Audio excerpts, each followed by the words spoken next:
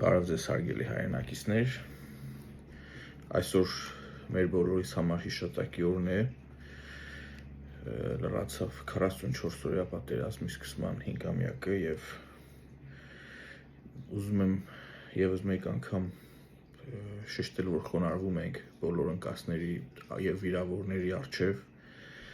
և եկեք գոնե խոստանանք, որ սրանից հետո մեր հաղթանակները կեղծ չեն լինի և մենք կեղծ հաղթանակներով չենք ուրախանա, ինչպես որ եղել են այս տարիների ընթացքում։ Օրինակ բոլորդ կհիշեք այն Գիլդիմ մուլտֆիլմեր կար, հետո ինչ-որ Ալիևին, ոչխարի վրա Ալիևի դեմքն էին դնում կամ հակառակը, ու հետո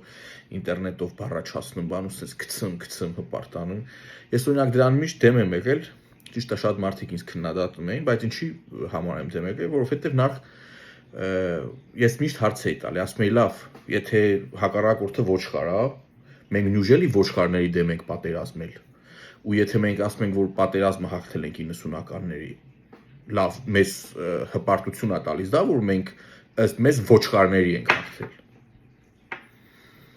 Ու մարդիկ անընդհատ դու ցանկանում ես մեր հաղթանակը, նախ ասում էի ժողովուրդ ջան, եկեք մի հատ հասկանանք, իրոք մենք հաղթել ենք թե չէ։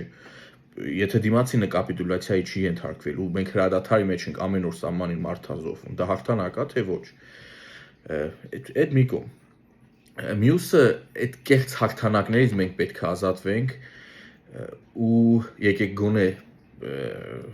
հանուն մեր ընկածների մենք ինքներս մեզ կոստանանք, որ այլևս այդպիսի կեղծ հաղթանակներով, ինչպիսիք են օրինակ վերջերս տեսա մի գերմանական թաղամասում, Գերմանիա կներեք, թուրքական թաղամասում հայերը ինչ-որ վիդեո են գցել, թուրքական թաղամասում բարձր երաժշտություն են լսում ու հաղթում ենք։ Մենք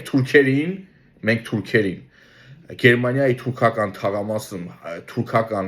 թաղամասում հայկական երաժշտություն լսելով, տեսեք ինչ ուժեղ ենք, տակն էլ մի մտել են, մի գրում են, այո, մենք դրանց տեղը պետք է ցույց տանք, մենք դրանց պորտը պետք է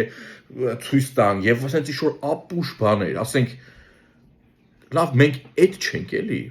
ժողովուրդ ջան, եկեք դուրս գանք այդ վիճակներից, ասենք ինչ, հա, թուրքական թաղամասում հայկական երաժշտություն լսեցինք կամ միացրեցինք մինչև վերջ, ինչ հաղթեցինք, եկեք իրոք ինքներս մեզ հայլու առաջ նայենք ու այլևս կեղծ հաղթանակներով չուրախանանք։